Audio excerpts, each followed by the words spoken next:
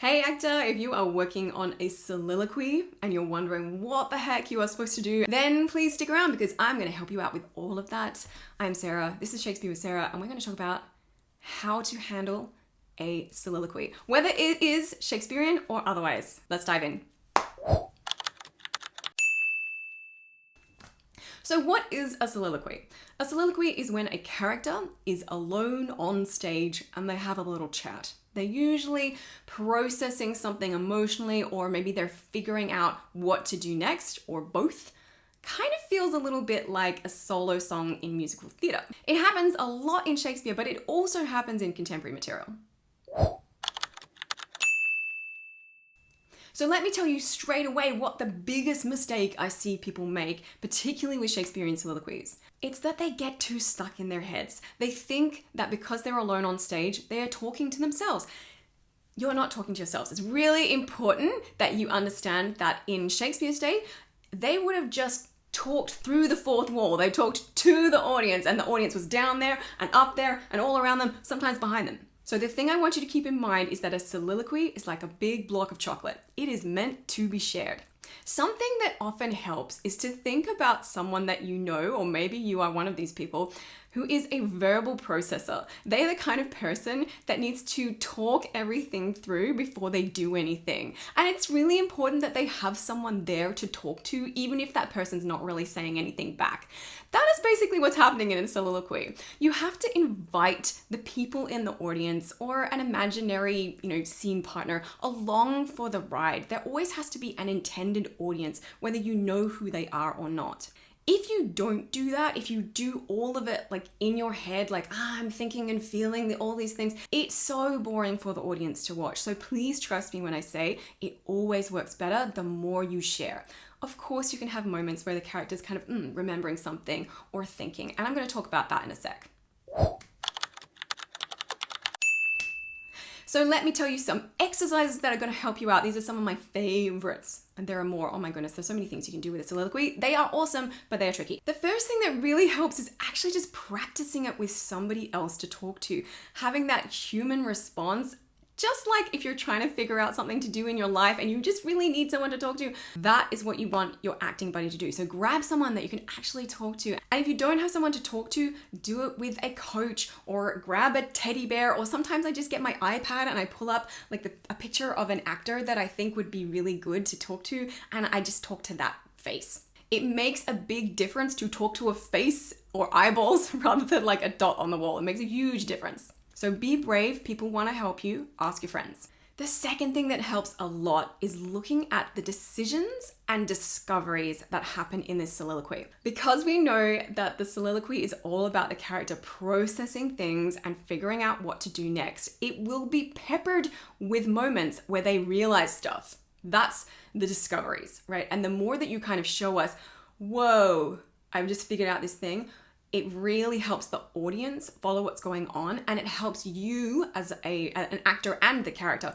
go on a journey. Then there will be decisions, usually towards the end. So usually the first half-ish is a lot of like discoveries and going like, even if they're just internal discoveries, oh, this is how I feel about this. That's okay. That's still a discovery. Or it could be like, whoa, that person likes me. That's a typical thing in Shakespeare's comedies. What's most important is at least one big decision. It usually comes right before the end.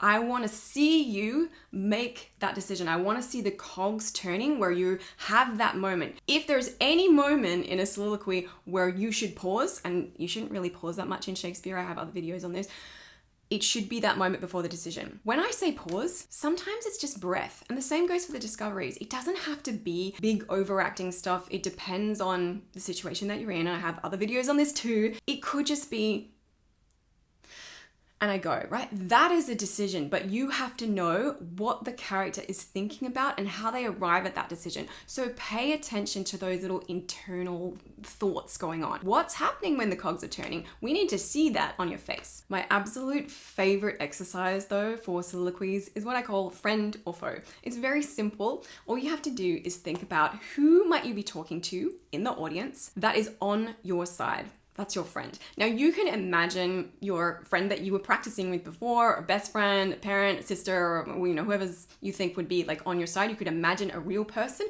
or you can create an imaginary person that you think would be on the character's side. Maybe someone that's maybe a similar age, or someone that's like a parental figure that can be like, yes, you're doing a wonderful job, right? And I want you to run through the whole soliloquy talking to that friend and see how you feel in response. Then I want you to do a full run through to your foe, someone that is not on your side, someone that is like, nah man, this is a bad idea, or like, ugh, you're gross and why did you even think that?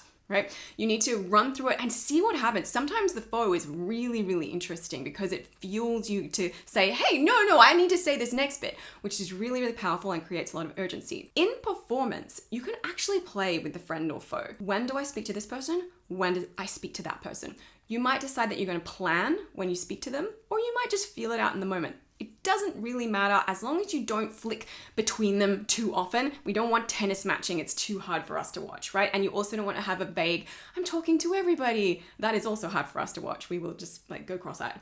There's no right or wrong about this exercise. So it's really just what feels good. Trust your gut. If there are interesting moments where you're like, whoa, I really felt something when I was talking to that imaginary foe, then stick with that. You could do the whole monologue, the whole soliloquy to that foe if it feels good. And if you are finding this useful, oh my goodness, you should come and join me and do some classes in my studio. We are actually doing a class on this in January. It's really, really handy to put these into practice. And I teach other foundational skills, not just Shakespeare, so you know how to move your voice and body. So important for versatile, highly skilled actors like you. Just a note on self-taping, if you are doing a self-tape soliloquy, you can use left and right off screen. I don't usually recommend speaking to camera unless you've specifically been asked. I know that I've just talked about, we were talking to the audience. It feels and looks very different when you speak to camera, and I usually don't recommend it. It actually kind of dials down your performance too much usually, so it's usually more powerful to just pick some points kind of at that maybe 11 and 1 of the camera. Ultimately, this is really less is more. So if it feels like too much to look at 2 different points, just pick one and keep it simple. We of course still want to have that control and focus, and you're not getting frantic and flicking about just for the sake of feeling like there's an audience. One person is an audience. As long as you're sharing, then you're doing great. Okay, I'm going to link on screen my Get Better at Shakespeare playlist. It's full of my technique videos. This is the kind of stuff that you need to know. And I'm going to put on the video that I mentioned that is all about adapting for different styles and venues, because that is really important too. So I'll see you in the next video. Have fun with your soliloquy practice. Bye.